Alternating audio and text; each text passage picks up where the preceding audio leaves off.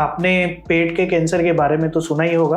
आपके दिमाग में सवाल भी आते होंगे कि कहीं मेरे को एसिडिटी है, मेरे को पेट का कैंसर तो नहीं हो जाएगा, किस उम्र में पेट का कैंसर ज़्यादा होता है और मैं इसको रोकथाम के लिए, इससे बचने के लिए क्या कर सकता हूँ या मैं इसका इलाज क्या कर सकता हूँ। नमस्कार, मैं डॉक्टर नीरज गोयल हूँ, मैं जीआई सर्जन हूँ at CK Birla hospital Punjabi बाग।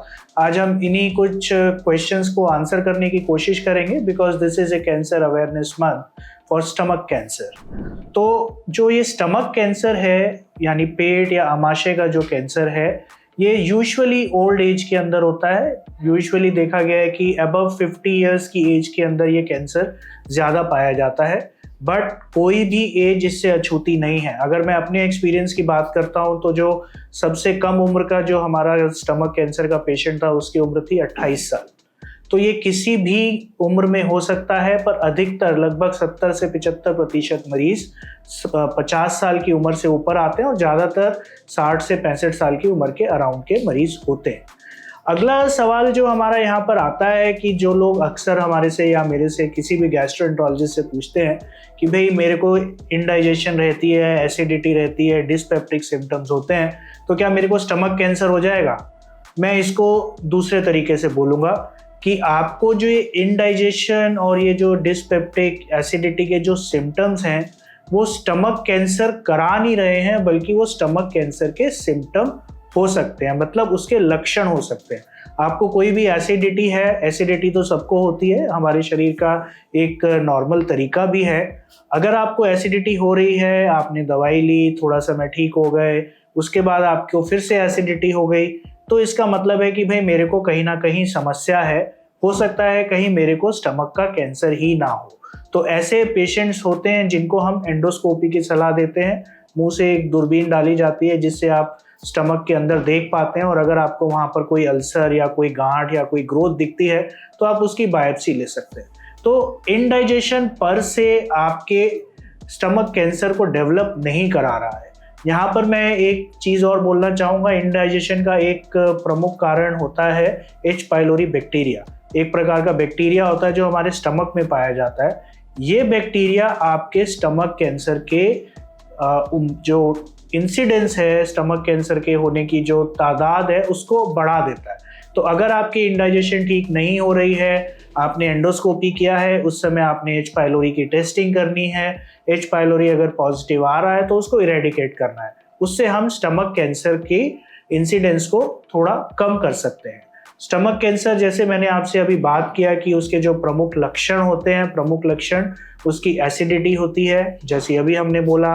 उसके अलावा जो दूसरा प्रमुख लक्षण है, उल्टी हो सकती है, आपको एनीमिया हो सकता है, खून की कमी हो सकती है, आपको खाना खाते ही उल्टी आ रही है, उल्टी में खून आ सकता है बल्कि, और दूसरा इसके अलावा आपका वजन कम हो सकता है या आपको भूख कम लग सकती है। तो ये कुछ प्रमुख लक्षण होते हैं आपके पेट के कैंसर के। तो हमारा जो लास्ट क्वेश्चन यहाँ पर आता है, लास्ट क्वेश्चन हमारा आता है कि भाई बहुत सारे लोगों में कई प्रकार की भ्रांतियां हैं, मिसकंसेप्शंस हैं स्टमक कैंसर के बारे में। मैं अगर ऐसे ही रिकलेक्ट करूँ कि हम मरीज़ ये अक्सर देखते रहते हैं, तो बहुत सारे मरीज़ मेरे को बोलते हैं कि डॉक्टर साहब मैं तो बहुत समय से अल्कोहल ले रहा हूँ, मेरे को तो कुछ नहीं हो रहा है, मैं तो स्मोकिंग कर रहा हूँ, स्मोकिंग से तो बल्कि मेरी एसिडिटी ठीक हो जाती है। आपकी एसिडिटी को वो ठीक नहीं करेगा, बल्कि आपके स्टमक के कैंसर को बढ़ा रहा है। तो ये कतई नहीं सोचें कि भाई मेरे को स्मोकिंग करने से मेरी एसिडिटी ठीक हो रही है। आपकी एसिडिटी ना तो उससे ठीक होने वाली है, बल्कि वो आपके कैंसर को भी बढ़ा रहा है। दूसरा, एक जो लोग बोलते हैं, जैसे स्टमक कैंसर का नाम आता है कि ऐसा लगता है कि भाई जिंदगी खत्म हो गई है। जी नहीं, ऐसा नहीं है। स्टमक कैंसर का इलाज आजकल काफ़ी इम्प्रूव हो गया है। काफ़ी हद तक हम स्टमक कैंसर को अच्छे से ट्रीट कर पा रहे हैं। आज से अगर हम 30-40 साल पहले की बात करते हैं तो स्टमक कैंसर को हम captain of the sea of death बोलते थे, पर आजकल ऐसा नहीं है, क्योंकि सर्जरी काफ़ी डेवलप हो गई है जो इसका मेन ट्रीटमेंट होता है। कीमोथेरेपी बहुत अच्छी आ गई हैं। पहले हम सर्जरी करते थे हर केस के अंदर सीधा ही, पर आजकल सर्जरी से पहले कीमोथेरेपी का भी रोल आ गया है कि आप कीमोथेरेपी दीजिए और फिर उसके बाद सर्जरी कीजिए। तो ऐसे आपका सर्वाइवल इम्प्रूव हो जाता है। तो कुछ भी निराश होने की आवश्यकता नहीं है स्टमक कैंसर का नाम आते ही। स्टमक कैंसर बहुत अच्छे से ट्रीटेबल है। स्टमक कैंसर को जल्दी से जल्दी पकड़ने की हमारे को आवश्यकता है। एक सिम्टम और आता है एनीमिया, खून की कमी। लोग बाग उसको नज़रअंदाज कर देते हैं, कहते हैं एनीमिया ही तो है, मैं आयरन का टैबलेट ले लेता हूँ और मैं ठीक हो जाऊंगा। जी नहीं, आपको एक चीज़ समझनी है, एडल्टहुड के अंदर एनीमिया नहीं होता, खून की कमी नहीं होती। ये बच्चे होते हैं जिनमें आयरन डेफिशिएंसी एनीमिया होता है, बड़ों में भी होता है आयरन डेफिशिएंसी। पर आयरन डेफिशिएंसी बोलने से पहले हमारे को ये रूल आउट करना है कि कहीं आपके गैस्ट्रोइंटेस्टिनल ट्रैक्ट मतलब जीआईटी से कहीं से ब्लीडिंग तो नहीं हो रही है। और स्टमक एक प्रमुख एरिया है जहाँ से ब्लीडिंग होती है, और स्टमक कैंसर उसके अंदर एक प्रमुख कारण है जहाँ से ब्लीडिंग होती है। तो अगर आपको एडल्टहुड मतलब 25-30 साल की उम्र में एनीमिया है तो आपको अपने डॉक्टर से संपर्क करना है, वो आपकी एंडोस्कोपी करेंगे और हम जल्द ही आपके कैंसर को पकड़ पाएंगे। तो ये हीमोग्लोबिन कम होना या एनीमिया होना, इसको सस्ते में हमारे को नहीं लेना है। तो ये कुछ मिथ्स हैं जिनको हमारे को नज़रअंदाज करना है, तुरंत ही हमारे को अपने सिम्टम्स को पकड़ना है और अपने डॉक्टर से संपर्क करना है, ताकि हम ये स्टमक कैंसर को जल्दी से जल्दी पकड़कर जड़ से ख़त्म कर पाए। एक जो लास्ट मिसकंसेप्शन मैं आपसे डिस्कस करना चाहूँगा वो है बायोप्सी। सब लोगों के या अक्सर बहुत सारे लोगों के दिमाग में होता है कि मैंने बायोप्सी ली तो मेरा कैंसर फैल जाएगा।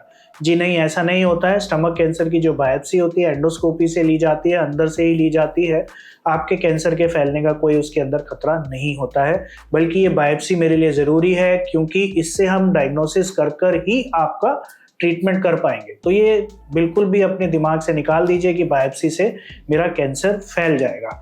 ये स्टमक कैंसर अवेयरनेस मंथ है। मैं आपको एक संदेश देना चाहूँगा कि अपने रिस्क फैक्टर्स कम कीजिए, जैसे अल्कोहल, स्मोकिंग। अगर आपको एसिडिटी रहती है तो तुरंत अपने डॉक्टर से संपर्क करें। लेट हिम डिसाइड कि उनको एंडोस्कोपी करानी है नहीं करानी है, और इसकी ट्रीटमेंट के अंदर कोई भी कोताही नहीं बरतें। जैसे ही आपके गैस्ट्रो सर्जन या आपके मेडिकल ऑन्कोलॉजिस्ट जैसे आपको ट्रीटमेंट की एडवाइस दे रहे हैं, उसको प्लीज़ फॉलो कीजिए। Thank you.